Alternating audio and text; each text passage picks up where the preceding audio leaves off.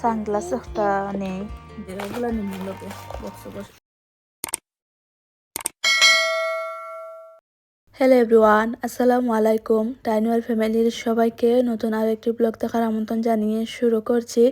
Finally আমার ঘোরাঘুরির ব্লগটা এতদিন পরে সবার সাথে শেয়ার করব। রোজার ঈদের 2 দিন পরে গিয়েছিলাম।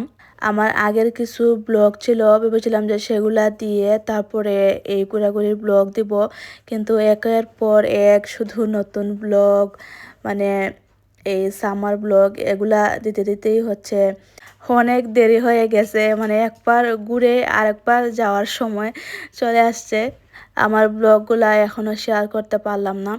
তো রোজার ঈদের পরে একটা দাওয়াত ব্লগও শেয়ার করেছিলাম, যে তারপরের দিনের ব্লগ এটা। তো ঈদ উপলক্ষে হাতে মেহেদি দিয়েছিলাম, তারপরে টেবিলে হচ্ছে ঈদ দাওয়াত বোর্ডের মধ্যে লেখা। যারা কিনা এতদিন ধরে অপেক্ষা করেছিলেন আমি কোথায় ঘুরতে গিয়েছিলাম, তো আমি হচ্ছে পর্তুগাল ঘুরতে গিয়েছিলাম 4 দিনের জন্যে। টিকটকে কিছু ভিডিও দিয়েছি, অনেকেই কমেন্ট করেছেন যে কোথায় ঘুরতে যাচ্ছি। আমি কারো প্রশ্নের উত্তর দেইনি, শুধু এই ব্লগে বলবো সেই কারণে। আগামীকালকের পরের দিন যাব। এই 2 দিন অনেক ব্যস্ততায় কাটবে, অনেক কিছু হচ্ছে ঠিকঠাক করে রাখতে হবে। তো গতকাল আমরিনের আব্বু আমাদের পাসপোর্ট এগুলা বের করেছিলেন, এখন দেখলেন যে আমরিনের পাসপোর্টের ডেট চলে গেছে। পাসপোর্ট কার্ড এগুলা রেনু করতে হবে। আর আমরিনের তো লাল পাসপোর্ট, সেই কারণে হচ্ছে কোনো প্রবলেম হবে না বা লেট হবে না। আগামীকাল এই দুপুর 12টার সময় যাব, আর সঙ্গে সঙ্গে ওনারা ঠিক করে দিবেন, শুধু তারিখটা চেঞ্জ করবেন, এটাই ভালো হয়েছে। আগের দিন চেক করা, তা না হলে যেদিন যেতাম সেদিন যদি দেখতাম তাহলে তো আর যাওয়া হতো না। আমরিনের আব্বুর আগামীকাল থেকে 15 দিনের ছুটি। তো আমি হচ্ছে আমরিনকে নিয়ে এখানে ফটো বের করলাম। এই কাছেই একটা চায়না শপ ছিল, সেখান থেকে হচ্ছে একটা ছোটো ওয়াইডও কিনেছি। বাহির থেকে হচ্ছে কফিও খেয়ে আসলাম। এখন কিছু কাজ করি, আর আজ হচ্ছে যা যা নিব সঙ্গে করে সব কিছুই গুছিয়ে রাখবো। আর আগামীকালও সারাদিন অনেক ব্যস্ততায় কাটবে, সারাদিন হচ্ছে শপিং টপিং এই সেই তো থাকবেই। আর তারপরে রাতে হচ্ছে একজন মামার বাসায় দাওয়াত আছে, সেই কারণে হচ্ছে ব্যাগ কুচানোর আর সময় পাবো না, তাই আজ আমি সব কিছু করেই রাখছি। এই ছোটো আইডিটা কেনার কারণ হচ্ছে এখানে আমি আমার ব্যাগগুলা গুছিয়ে রাখবো। আগে এই হ্যাঙ্গারের মধ্যে রাখতাম, এগুলা হচ্ছে কোনো কাজেরই না, ব্যাগগুলা সুন্দর মতো রাখা যায় না, আর এক সাইডে রাখলে অন্য সাইডে জায়গা হয় না।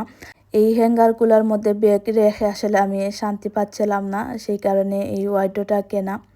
এমনিতে ব্যাগ রাখলে ধুলাবালি লেগে দেখা যায় ব্যাগের কালার নষ্ট হয়ে যায়, আর এই ব্যাগগুলো তো আর সবসময় ইউজ করা হয় না। দেখা যায় যে ঘুরতে গেলে অথবা কোথাও দাওয়াতে গেলে তখন ইউজ করি। এভাবে ওয়ার্ড্রোব বা বক্সের মধ্যে রেখে দিলে ব্যাগগুলো অনেক দিন পর্যন্ত ভালো থাকে, ধুলা লেগে কালারও নষ্ট হয় না।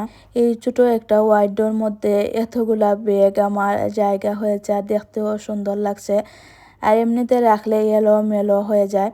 ওয়াইডটা গুছানোর পরে এখন বেড়াতে যাওয়ার জন্য যা যা সঙ্গে করে নিব, ব্যাগ জুতা তারপরে এই ড্রেসগুলো বের করেছি। এখন দেখি যে আমার কোনটা চয়েস হয়। যেহেতু 4 দিন থাকবো অনেক কিছু নিতে হবে। আমি এত খুশি বলে বোঝাতে পারবো না। আর হঠাৎ করেই উনি ছুটিটা পেয়েছেন 2 দিন আগে রাতে। উনি কাজ থেকে এসে আমাকে বলছিলেন যে এই পর্তুগাল ঘুরতে নিয়ে যাবেন, টিকিটও কাটা হয়ে গেছে। আমি প্রথমে বিশ্বাস করিনি, পরে উনি সব কিছু দেখালেন। বিদেশে যে যারা রেস্টুরেন্টে কাজ করেন 6 মাস পরে 15 দিন ছুটি পান, মানে 1 বছরে 1 মাস ছুটি। আমি বিদেশ আসার পরে এই ফার্স্ট টাইম ওনার ছুটিতে আমরা বাহিরে যাচ্ছি।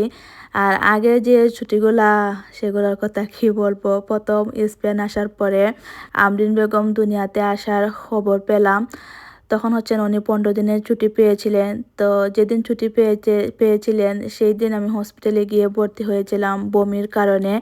আর ওনার যেদিন মানে 15 দিনের তো ছুটি পেয়েছিলেন, 14 দিনের দিন আমি হসপিটাল থেকে এসেছিলাম, আর একদিন ছিলাম ওনার সাথে। বাংলাদেশে গিয়েছিলাম, সেখানে 2 মাস দেখেছি। সেই কারণ হচ্ছে গত বছরে আর উনি ছুটি পাননি, যেহেতু 2 মাস থেকে এসেছি।